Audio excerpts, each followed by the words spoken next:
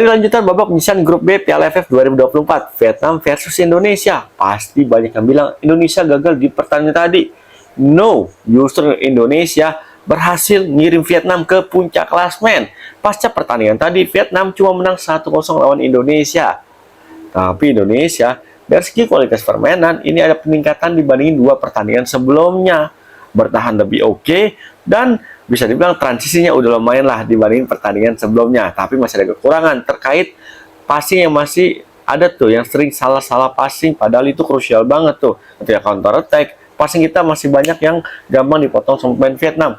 Tapi ada tapinya nih, Indonesia masih berpeluang lolos ke babak semifinal, dan di papan klasemen sementara kita ada di peringkat 2. Ya wajar aja, karena di AFF emang Indonesia itu kuat banget sejarahnya sama yang namanya angka 2. Biarin di babak penyisihan grup kita ada di peringkat 2, tapi nanti di babak final kita angkanya bisa lebih gede dari juara 1. Ya kalau kita lihat secara permainan tadi ya, ini Indonesia bisa dibilang kekurangannya adalah kita nggak punya pemain yang tipikal game changer yang bisa merubah jalannya pertandingan. Victor Detan iya sih, maksudnya Victor Detan ini sedikit memberikan apa namanya tuh daya ofensif di lini serang Indonesia, tapi lagi-lagi Victor Detan belum bisa menggendong timnas Indonesia di ajang Piala AFF kali ini. Karena apa ya? Karena emang bebannya berat banget. Selain itu umurnya juga masih muda. Di tengah ada perbaikan sih dari segi apa namanya itu, dari segi koordinasi dan fighting spirit nih untuk meredam serangan dari Vietnam pun begitu kan pemain bertahan. Tapi lagi-lagi kita masih terlalu didominasi sama Vietnam di pertandingan tadi. Emang sih itu pilihan pelatih Sintayong ya, untuk milih dengan main counter attack. Kita lebih fokus terhadap permainan di sisi pertahanan Indonesia sendiri. Tapi kita lihat tadi Vietnam agak kesulitan untuk membongkar lini pertahanan Indonesia. Tapi ya bisa bilang golnya selain kualitasnya emang bagus, tapi berbau kemujuran aja tuh. Seharusnya kalau bolanya bisa dipeluk kayak tadi tuh sama Cahyo Supriyadi, bisa aja tadi pertandingan berakhir dengan skor 0-0.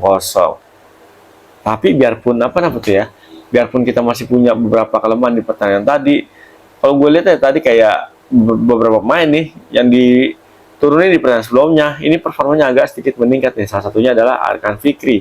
Dia tampil bisa bilang agak sedikit Spartan nih di pertandingan tadi nih. Bertahannya juga cukup lumayan oke, tapi ya itu dia kekurangannya dari segi transisi dalam membangun serangan. Untuk dijadikan sebagai DMF pun ya masih agak sulit nih Arkan Fikri untuk mengemban misi tugasnya secara oke, tapi nggak apa-apa. Yang penting udah ada peningkatan. Ini menjadi modal berharga nanti buat lawan Filipina di partai terakhir babak penyisihan grup B. Kalau Indonesia menang, Indonesia berpotensi untuk jadi runner up nemenin Vietnam ke babak semifinal. Yang perlu diperbaiki dari Indonesia ya banyak, terutama ketajaman dari striker kita nih. Lagi-lagi striker Indonesia di ajang Piala AFF kali ini belum bisa bikin gol. Ini benar-benar menjadi PR yang sangat-sangat luar biasa banget. Yang mudah-mudahan aja nanti pas lawan Filipina, ketika Marcelino Ferdinand udah bisa main lagi, mudah-mudahan striker kita ataupun pemain di lini serang Indonesia udah bisa unjuk gigi, unjuk tajaman dengan bisa membobol gawang Filipina nanti hari Sabtu minggu depan ya. Tanggal berapa tuh? Sabtu minggu depan itu tanggal 21 kalau nggak salah ya, 21 Desember 2024.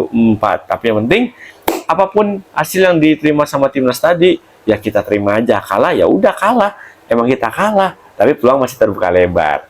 Thank you banget yang udah nonton konten gue Pundit Abangan bersama gue Irwan Chan. Ketemu lagi bersama gue di konten-konten Pundit Abangan berikutnya. Yang penting dukung terus timnas Indonesia di ajang apapun itu. Salam olah bola.